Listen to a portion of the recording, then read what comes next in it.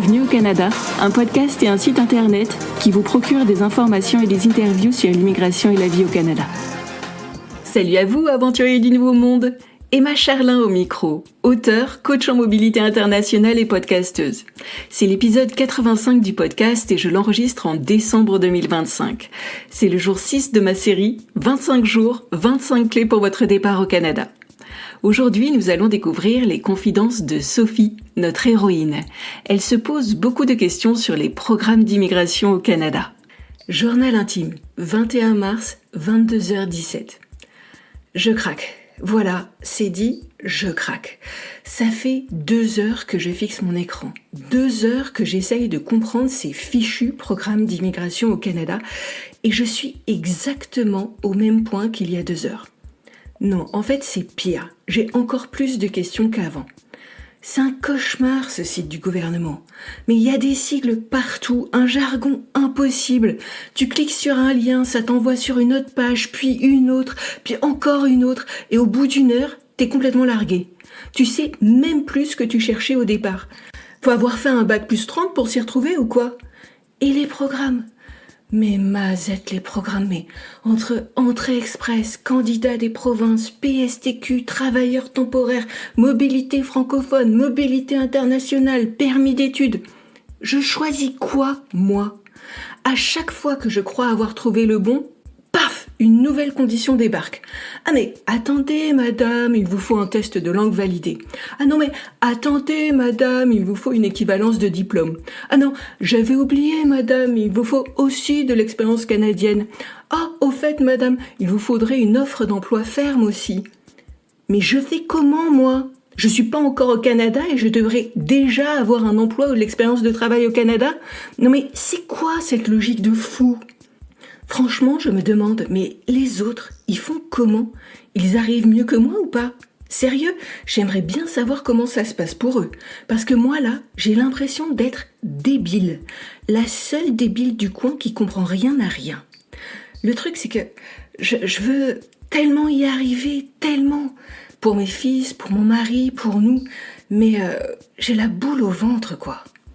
Et si je me plante ? Et si je choisis le mauvais programme et qu'on se retrouve coincé pendant des mois et des mois? Je veux pas avoir à tout recommencer, à tout repayer. J'en peux plus de cette pression, j'en peux plus de me sentir nulle. En plus, je vais quand même pas choisir un programme au hasard comme si je jouais à pile ou face avec l'avenir de ma famille. Non, il me faut le bon programme, celui qui nous correspond vraiment, maintenant et dans 5 ans. Mais purée, c'est lequel ? En plus, je pige même pas par quoi je dois commencer. Le dossier d'immigration d'abord, la recherche d'emploi d'abord, les deux en même temps? Dans quel ordre? Il y a un mode d'emploi quelque part ou quoi? Je me noie. Littéralement, je me noie. Pour une ancienne championne de natation, c'est pathétique. L'autre jour, ma copine Agathe m'a dit un truc qui m'a fait presque mal. Sophie, arrête ton délire. Tu pars dans tous les sens. Ça rime à rien. Tu devrais plutôt commencer par toi. Parce que tu veux, toi. Parce que si tu sais pas ce que tu veux, tu le trouveras jamais. Elle a raison, Agathe. Évidemment qu'elle a raison. Avant de me perdre dans ces pétards de programmes à la noix, faut que je sache qu'est-ce que je veux faire au Canada. Combien de temps je veux rester? Est-ce que j'ai vraiment les bons atouts pour réussir ou pas? Allez, demain, j'arrête les forums, j'arrête le site du gouvernement, j'arrête de me noyer dans des tas d'avis, contradictoires ou pas d'ailleurs. En fait, trop d'infos, tue l'info. Alors, à partir de maintenant, je vais faire une vraie introspection. Ça va être ça, ma boussole.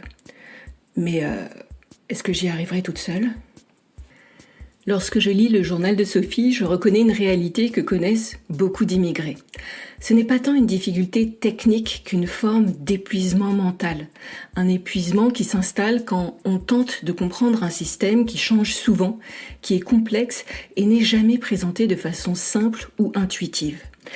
Si vous vous sentez perdu avec tous les sigles, les critères d'admissibilité, les mises à jour, les preuves de fond ou les exceptions qui existent en immigration canadienne, sachez que vous n'êtes pas seul. Beaucoup de personnes sont comme vous.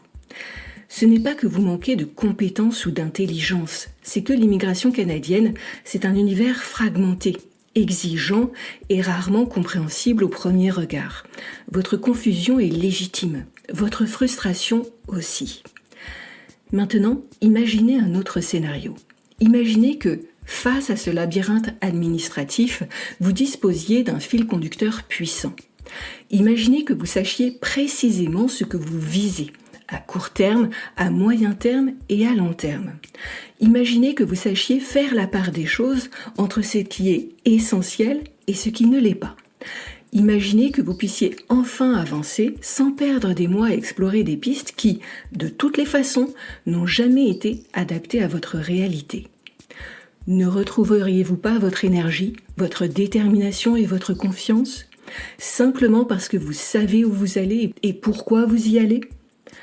Cette clarté-là, elle n'est pas théorique, elle existe et je la vois naître chez mes clients semaine après semaine.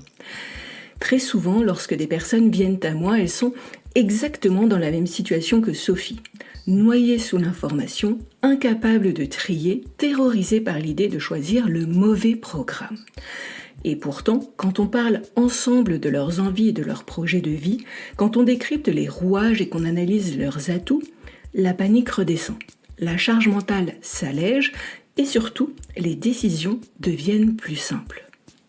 Parce qu'en immigration, ce n'est pas la quantité d'informations consommées qui débloque une situation.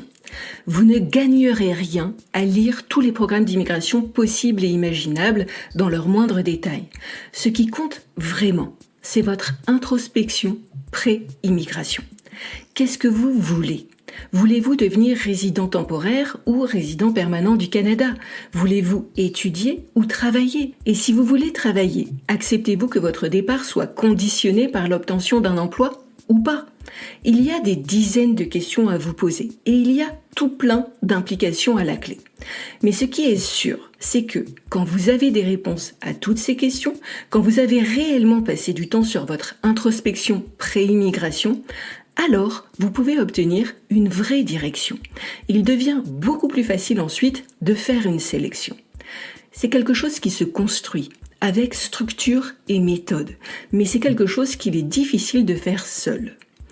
Dans mon programme d'accompagnement, La Boussole, je vous aide à sortir de l'hyper-information pour revenir à l'essentiel.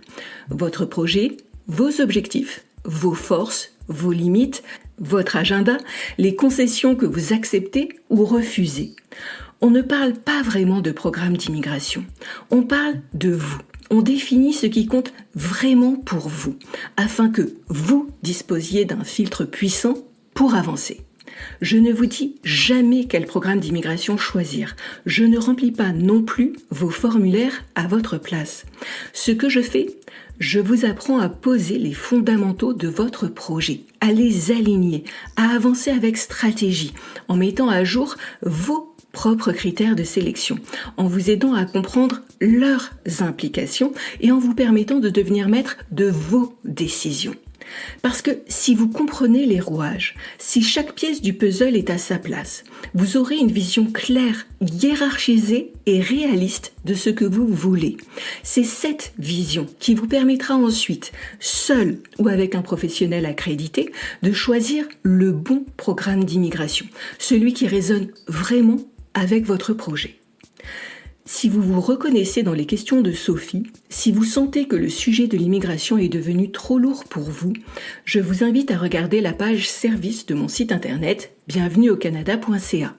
Vous y apprendrez comment cet accompagnement peut vous permettre de structurer votre démarche étape après étape sans vous épuiser. Et voilà, c'est tout pour aujourd'hui. Votre cadeau, 11 acronymes à connaître absolument pour votre immigration au Canada hors Québec, est disponible jusqu'au 31 janvier 2026. Pour me poser vos questions ou en savoir plus sur mon programme, contactez-moi sur LinkedIn et Instagram. Les différents liens se trouvent dans les notes de l'épisode. Et pour rappel, le tarif de mon programme augmentera dès le 1er février 2026.